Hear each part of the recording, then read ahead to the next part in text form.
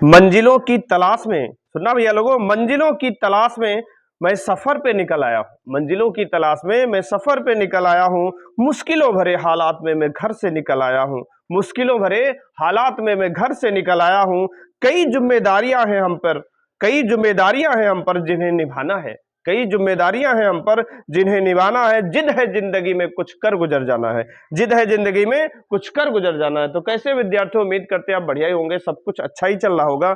और बेहतरीन टॉपिक आज डिस्कस करेंगे जिसका नाम है समांतर श्रेणी। और उससे पहले भैया, इस टॉपिक को पढ़ाने से पहले एक बात आप लोगों से कहनी है भैया, अगर वीडियो को देखना पसंद करते हो, अच्छी लगती है तो लाइक कर दिया करो, सब्सक्राइब कर दिया करो और शेयर भी कर दिया करो।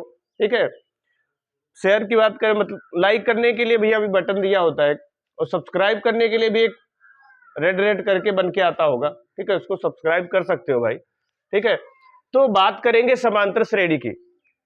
देखो, समांतर श्रेणी की बात करेंगे तो देखो, नाम में अर्थ समझना बहुत जरूरी है। अर्थ समझना बहुत जरूरी है। क्या लिखा है कि समांतर श्रेणी, अगर इसी को ध्यान से समझो, समांतर मतलब समान अंतर वाली श्रेणी, ऐसी श्रेणी जिसमें अंतर क्या हो, समान हो, क्या कहलाएगा, समांतर श्रेणी। तो इसके अर्थ को समझाने के लिए कह रहे हैं। वैसे इसकी परिभाषा मैंने ऑफलाइन में लिखवा दी है, हल्का सा मैं डिस्कस कर देता हूं। ठीक है, समांतर श्रेणी उस श्रेणी को कहते हैं जिसके प्रत्येक पद उससे पूर्व आने वाले पद में कोई संख्या, निश्चित संख्या जोड़ी गई हो या घटाई गई हो। मैं एक एग्जांपल ले लेता हूं।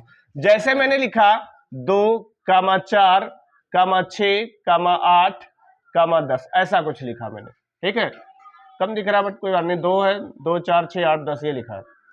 सुनो, ध्यान रखना, इसमें जो पहले लिखा है उसको प्रथम पद कहते हैं, इसको ए भी कहा जाता है, A1, और ये A2 दूसरा पद, ये A3 तीसरा पद, और ये A4 ठीक है चौथा पद, और ये पांचवा पद। 1 2 3 4 5, 5 पद लिखे हैं।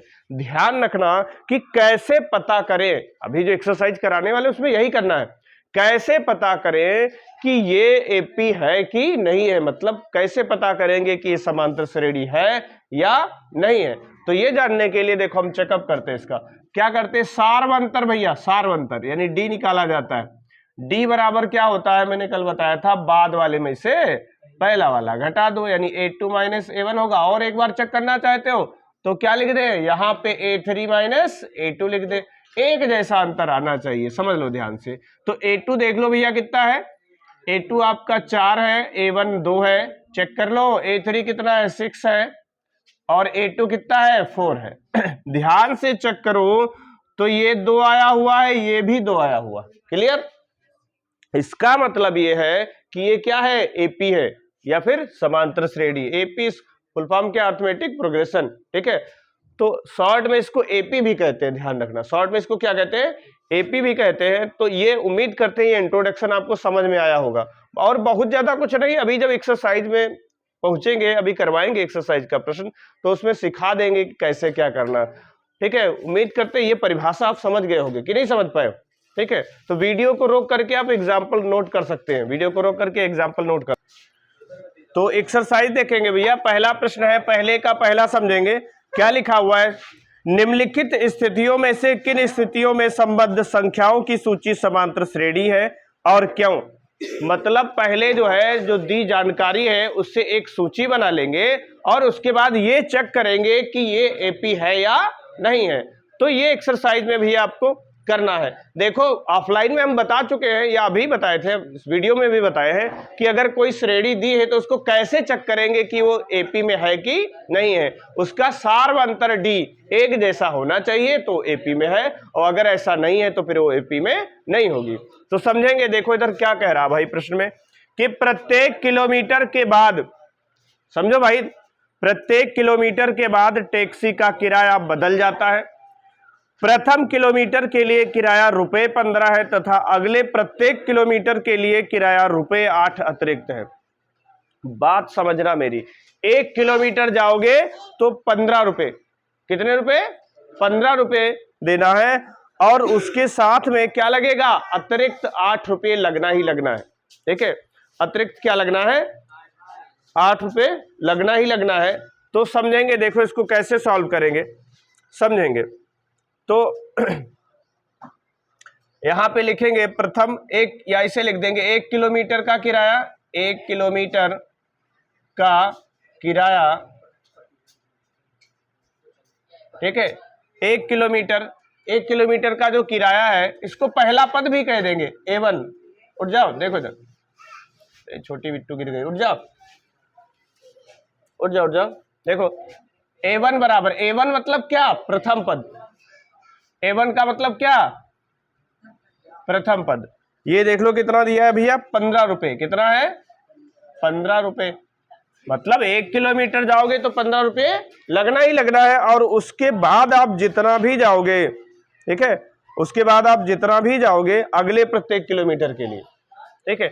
1 किलोमीटर का किराया ये हो गया। और दूसरे वाले में देख लो इधर क्या लगेगा, दूसरे किलोमीटर के लिए समझना, यहां पे क्या लिख देंगे, दूसरे का मतलब 2 किलोमीटर लिख दें। इसका किराया, इसको क्या कह देंगे, A2। कितना देना है भैया, 8 रुपये, बढ़ाते जाओ। कितना हो गया, 23। ऐसे ही तीसरे किलोमीटर का कितना हो जाएगा, 23 में कितना जोड़ लो, 8। कितना हो गया। ऐसे तुम्हारी मर्जी है, डॉट डॉट करके ऐसे निकालते रहोगे, आता रहेगा। तो हम आपको बताते हैं ट्रिक कि मुश्किल से 3 निकाल लिया करो। कितने निकाल लिया करो, 3। और आसानी से चेक हो जाएगा कि ये एपी है कि नहीं है। तो इसकी पहले बना लेते हैं सूची। क्या बना लेते हैं, सूची। तो सूची बना लेते हैं भैया। तो सूची बनाएंगे तो सूची में क्या है, 15 है, फिर कितना है, 23 है, और फिर कितना है, 31 है, और ऐसे डॉट डॉट और आता चला जाएगा, ठीक है। तो यहाँ पे चेक कर लेंगे, मैंने क्या बताया था कि सार्वंतर के लिए D बराबर क्या बताया था, A2 माइनस A1 बराबर A3 माइनस A2, ये बताया था। अब यहाँ ध्यान से समझेंगे, रख लो भाई, चेक करके बताओ ये कितना हो जाएगा, 23 माइनस 15, और ये कितना है, 31 माइनस 23। बताओ क्या आया, घटा करके बताओ क्या आया, कितना आ रहा है, 8 आ रहा। देखो अभी मैंने क्या बताया था कि अगर डी सार्वंतर सेम आया है तो ये एपी है। तो यहां लिख देंगे चूंकि, ऐसे करके, चूंकि डी बराबर इतना है इसलिए क्या है, ये एपी है। क्या है ये भैया, एपी है। तो उम्मीद करते हैं जानकारी आपको समझ में आएगी। इसमें क्या दिक्कत है, जैसे दिया था कि 1 किलोमीटर का किराया, अगर 1 किलोमीटर जाओगे तो 15 रुपए लगते हैं, और इसके बाद जितनी दूरी तय करोगे वो अतिरिक्त किराया कितना है, 8 रुपए जुड़ता जाएगा। तो 2 किलोमीटर गए तो उसमें 8 जोड़ दिया, फिर 3 किलोमीटर गए तो जितना आया था उसमें फिर 8 जोड़ दिया। ऐसे करके मैंने एक सूची बना ली और चेक कर लिया कि ये एपी में है कि नहीं है। तो आप वीडियो को रोक करके इत्मीनान से इसको क्या कर सकते हैं, नोट कर सकते हैं। तो अगला प्रश्न देखेंगे भैया, पहले का दूसरा है, ध्यान से समझेंगे।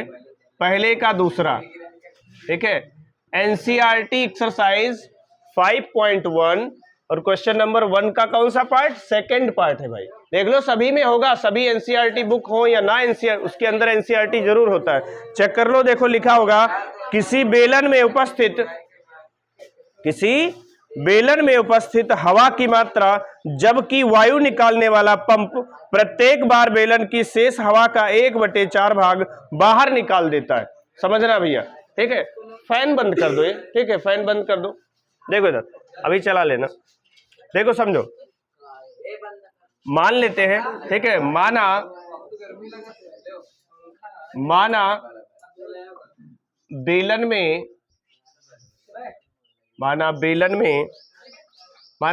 में कुल हवा का आयतन, कुल हवा का भैया आयतन, ध्यान से समझ लो भैया। माना बेलन में कुल हवा का आयतन, इसको पहला A1 कह लेते हैं, वो कितना है, V है। कितना मान लिया भैया, V है, V मान लिए, ठीक है। कोई बेलन है, उसमें टोटल जो हवा भरी है उसका आयतन कितना है, V है। कितना है, V है। और ध्यान से समझना, और प्रत्येक बार में वो करता क्या है, यह है कि ना 1/4 भाग जो है वो बाहर निकाल देता है। तो समझेंगे, यहां लिखेंगे कि प्रथम कितनी बार में लिखा है, हाँ, जबकि निकालने वाला पंप प्रत्येक बार बेलन में, ठीक है, प्रत्येक बार बेलन की शेष हवा का 1/4 भाग बाहर निकाल देता है। तो यहां लिख देंगे 1/4 भाग 1/4 भाग बाहर निकालने के बाद 1/4 भाग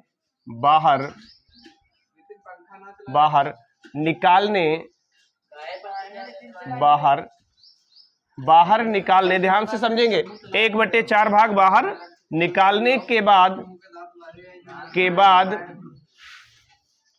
बाद शेष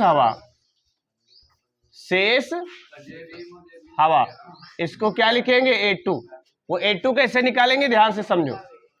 1/4 भाग बाहर निकालने के बाद शेष हवा, ध्यान से समझेंगे।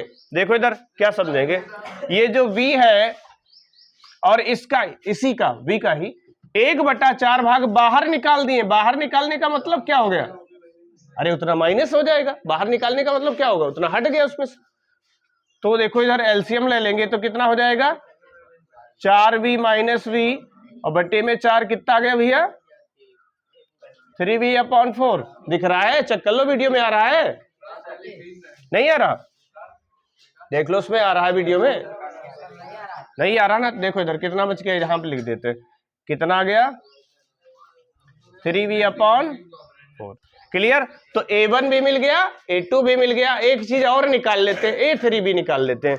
तो यहां लिख देंगे, ठीक है, 1/4 या शेष हवा का, जो लिख देंगे शेष हवा का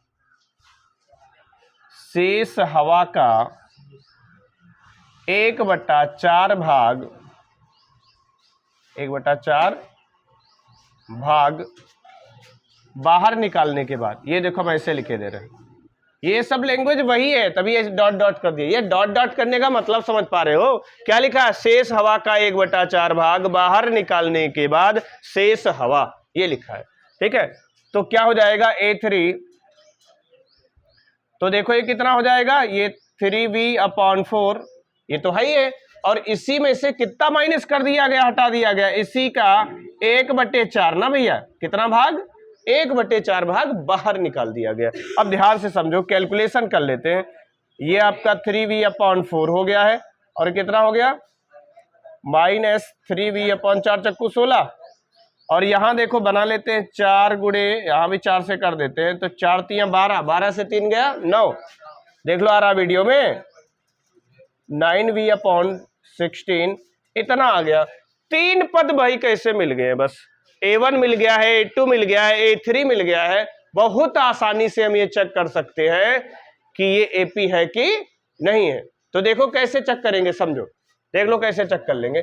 पहले इसकी भाई सूची बना लेंगे। देखो इधर कैमरे में आ रहा है, इधर लिख दूं मैं, चेक कर लो, नहीं आ रहा, ठीक है। यहां पे मैं लिख देता हूं, देखो चेक करने के लिए मैंने क्या कहा था, सूची में लिख लेना। जब सूची बनाओगे तो पहले ये लिख लेना, V, जगह नहीं ना इसलिए बता दे रहे, V, 3V/4, 9V/16, ये लिख लेना डॉट डॉट करके, ठीक है। अब इसको चेक करेंगे तो D कैसे निकालते हैं, क्या बताया था मैंने, A2 - A1 बराबर A3 - A2। तो चेक कर लो, A1 A2 A3 सब विराजमान है भाई। देखो इधर A2 कितना है, हाँ आ रहा है, नहीं आ रहा है, तो चलो देखो इधर, इसमें ऐसा करो, इतना नोट कर लो, फिर अभी हम इसमें जो है क्या कर देते हैं, अभी ये चेक करके बता देते हैं। पहले आप इतनी जानकारी को नोट कर लो, फिर उसके बाद हम चेक करके बता रहे हैं कि ये AP है कि नहीं है, क्योंकि जगह नहीं बच रही। इतना नोट कर लो, उसके बाद लिखते हैं। तो देखो भैया सूची बनाएंगे, तो इसकी सूची कैसे बनेगी, देख लो भैया। एक आपका V था, क्लियर, और दूसरा क्या था 3V/4, यही था भैया, 3V/4 था। दोबारा लिख देते भाई, ठीक है, कितना था 3V/4 था, और फिर कितना था 9V/16 था, और बाकी क्या dot dot dot dot dot, clear. अब इसका चेकअप करने के लिए क्या करना होगा, ये तो सब लोग जान गए होंगे, इसको A1 कहते हैं, इसको A2 कहते हैं, इसको A3 कहते हैं, ऐसे आगे। तो D निकाल लेते हैं, स्मॉल D निकाल लेते हैं। वो कैसे निकलता है, A2 - A1 और A3 - A2। चेक कर लो, देखो इधर। तो डी बराबर आपका A2 देख लो कितना है, चलो इसकी कॉपी लिख देते हैं, समझ में आ जाएगा। A1 A2 A3, ठीक है। तो देखो यहाँ पे क्या हो जाएगा, A2 कितना है 3V/4 और A1 कितना है V, A3 कितना है 9V/16 और A2 कितना है। अब देखो इसको जल्दी कैसे सॉल्व करें, जल्दी आप तब सॉल्व कर पाओगे जब यहाँ हर कैसा हो, एक जैसा हो। जैसे यहाँ पे 16 बना लो, यहां तो चलो लासा ले लोगे, 4V में से क्या हो जाएगा -V/4, चेक कर लो। और ये 4 तियां 12 से आपका चला जाएगा, देख लो इधर 4 तियां 12 से न हो जाएगा माइनस का 3V/16। अब ये दो क्वांटिटी कभी भी बराबर नहीं हो सकती भैया, ये कभी भी बराबर नहीं हो सकती, इसलिए लिख देंगे क्या, AP नहीं है। क्या नहीं है, AP नहीं है। क्या नहीं है भैया, AP नहीं है। उम्मीद करते हैं आपको ये प्रश्न समझ में आया होगा। अब वीडियो को रोक करके नोट कर सकते हो, ठीक है, वीडियो को रोक करके आप आसानी से नोट कर सकते हो। तो समझेंगे भैया, पहले का तीसरा देखेंगे क्या लिखा है। प्रत्येक मीटर की खुदाई के बाद, ठीक है, प्रत्येक मीटर की खुदाई के बाद एक कुआं खोदने में आई लागत, जबकि प्रथम मीटर खुदाई की लागत रुपए 150 है। अगर 1 किलोमीटर अगर मतलब खुदाई हो जाती है तो खर्चा कितना है, 150 रुपया है। और उसके बाद प्रत्येक मीटर की खुदाई की लागत रुपए 50 बढ़ती जाती है। और उसके बाद अगर 2 किलोमीटर खोदोगे तो 50 और बढ़ जाएगा, तीसरा खोदोगे तो फिर 50, ऐसे बढ़ता जाएगा। तो समझेंगे, देखो इसकी सूची कैसे बनाएंगे, ध्यान से समझो। पहले का थर्ड है, मान लेते हैं, माना यहां पे लिख देते हैं, माना प्रथम किलोमीटर की खुदाई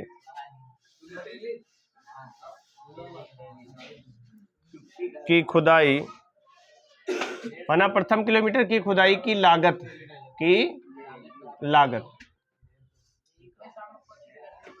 थोड़ा सा इसको हटा देते हैं। माना प्रथम किलोमीटर की खुदाई की लागत, इसको क्या कहते हैं, A1। ये तो भैया दिया है 150, कितना दिया है 150। और उसके बाद अगर दूसरे किलोमीटर की बात करेंगे, दूसरे किलोमीटर की, तो लैंग्वेज सब वही है। A2 बराबर में 50 बढ़ा लो भैया, कितना होगा 50 कह रहे हैं, बढ़ाते जाओ तो 200 हो जाएगा कि नहीं हो जाएगा। और ऐसे ही तीसरे किलोमीटर की बात करेंगे, कितना हो जाएगा 250 हो जाएगा, यानी आपका क्या बन गया A3, ये आपका 250 बन जाएगा। और ऐसे ही डॉट डॉट डॉट डॉट आप निकाल सकते हो। क्लियर। अब हमने कई बार बताया कि चेक करने के लिए कई मिल जाए, 3 मिल जाए बस पर्याप्त है, ठीक है। तो देखो कैसे चेक करेंगे, सार्वंतर डी निकाल लेंगे। क्या होता है भैया, A2 माइनस A1 और A3 माइनस, उल्टा लिख दिए, ठीक है, हाँ सही लिखा है, A3 माइनस A2 ये लिखा है। तो याद करो, अगर ये सब सूत्र वगैरह भूल जाओ तो मैंने अपना क्या बताया, अपना अंदाज में, ठीक है, क्या बताया ट्रिक, कि बाद वाले में से पहला वाला घटाते हैं, बाद वाले में से पहला वाला घटाते हैं, फिर मुस्कुराते हैं। देखो समझो, तो A2 देख लो कितना है भैया, A2 आपका 200 है, कितना है 200 है। A1 कितना है 150 है। A3 कितना है 250 है। और A2 कितना है 200। चेक कर लो क्या आ गया, 50 बराबर 50 भैया, बिल्कुल बराबर आ रहा है। तो इसलिए क्या है, AP है, यहां लिख देंगे, इसलिए ये क्या है AP है, इसलिए AP है भैया, ठीक है। चेक हो गया कि ये AP है। अब वीडियो को रोक करके आसानी से नोट कर सकते हैं, ठीक है, वीडियो को रोक दो भैया, ठीक है, वीडियो को रोक करके आसानी से नोट कर लो। तो पहले का कौन सा भाग देखेंगे भैया, चौथा वाला भाग देखेंगे। कौन सा, चौथा वाले में क्या कह रहा है कि खाते में प्रत्येक वर्ष का मिश्र धन, ध्यान से समझो भैया, खाते में प्रत्येक वर्ष का मिश्र धन जबकि 10,000 की राशि 8% वार्षिक की दर से चक्रवृद्धि ब्याज पर जमा की जाती है। मिश्र धन की बात कर रहा है भैया, तो पहली बात तो लिख लो मूलधन कितना है। जो मूलधन है जिसको काहे से लिखा जाता है, प्रिंसिपल अमाउंट, P से लिखा जाता है वो कितना है, 10,000 है। कितना है, 10,000 है। ठीक है, और जो दर है, रेट है, ठीक है, क्या है भैया, दर। ऑफलाइन वाले शांत रहो भैया, आवाज आ रही कैमरे में, ठीक है, शांत रहो। ठीक है, ऑफलाइन वाले शांत बैठे। ऑनलाइन वाले कमेंट करके बता सकते हैं कि जानकारी समझ में आ रही कि नहीं समझ में आ रही। देखो इधर समझो, ये रेट है, ये कितना दे रखा है, 8% दे रखा है। कितना, 8% दे रखा है। तो समझेंगे, देखो इधर समझेंगे। देखो इधर, क्या जानते हो, मिश्र धन का फार्मूला क्या होता है? मिश्र धन बराबर क्या होता है, मूलधन, और यहां 1 प्लस दर बटे क्या, 100, और यहां पे क्या, समय। यहां पे क्या होता है, समय होता है। क्लियर। और 1 वर्ष का मिश्र धन निकालेंगे। कितने का भैया, 1 वर्ष का। तो यहां लिखेंगे 1 वर्ष का मिश्र धन। कौन सा धन भैया, मिश्र धन। और मिश्र धन को ए से लिखते हैं, तो चाहो तो यहां A1 कह लो। ये कितना है, 10,000, तो 10,000, और यहाँ 1 प्लस 8 अपॉन क्या, 100, और यहाँ कितना, 1। इसको तुम सॉल्व भी कर सकते हो। ठीक है, और ऐसे ही 2 वर्ष के लिए अगर लिखेंगे तो भैया कितना हो जाएगा, 2 वर्ष का। इसको A2 लिख देंगे। क्या लिख देंगे, A2 लिख देंगे। तो A2 में बताओ फर्क क्या पड़ेगा, ये 10,000 तो वैसे ही रहेगा, बताओ फर्क पड़ेगा। और ये 1 प्लस 8 अपॉन कितना हो जाएगा, 100 स्क्वायर हो जाएगा। ऐसे ही अगर मैं A3 निकालूं, A3 का मतलब क्या, 3 वर्ष का। कितने वर्ष का, 3 वर्ष का निकालें तो कितना हो जाएगा, 10,000, 10,000, और यहाँ पे 1 प्लस 8 अपॉन कितना, 100। देख लो कैमरे में आ रहा भैया। ठीक है, अब मैंने इसको सॉल्व नहीं किया है भाई, करके देख लेना। ये साफ साफ पता, तुम ही लोग सोचो। ठीक है, ये देखो ना, ये डिफरेंट आएगा, ये भी डिफरेंट आएगा, और ये रफली करके देख लेना। ठीक है, क्योंकि इसको जब निकालेंगे डिफरेंस तो ये सेम आ ही नहीं सकता। ठीक, क्योंकि अलग अलग है ना, एक जैसा कुछ लग नहीं रहा कि एक जैसा कुछ आएगा। ये सॉल्व करके देख लेना, ये एक जैसा आएगा ही नहीं। यहाँ सूची भी बना लेना अपने आप। और यहाँ डी बराबर क्या निकालते हैं, देखो देखो देखो, समझो डी बराबर क्या होता है, A2 माइनस A1 बराबर क्या, A3 minus A2, A3 minus A2। अब ध्यान से समझो, तो यहां साफ साफ जब चेक करोगे इसको भैया, तो यहां ये दोनों बराबर नहीं आएंगे, चेक करके देख लेना चाहे। ठीक है, तो यहां लिख देंगे, इसलिए AP नहीं है। AP क्या है, नहीं है, नहीं है। हमने सॉल्व नहीं किया भैया, वीडियो बहुत लंबी बन रही है ना, इसके चक्कर में अपने आप सॉल्व करके देख लेना, ये नहीं वाला ही केस है। ठीक है, तो उम्मीद करते ये वाली जानकारी आपको बढ़िया समझ में आ गई होगी, अच्छी लगी होगी। अगर ये प्रश्न आपको समझ में आया है, अच्छा लगा है, ठीक है, तो आप इसको लाइक कर सकते हो, कमेंट कर सकते हो, दबा करके शेयर भी कर सकते हो। Okay, thank you. बंद कर दो भैया, ठीक है, इसको बंद कर दो। हाँ।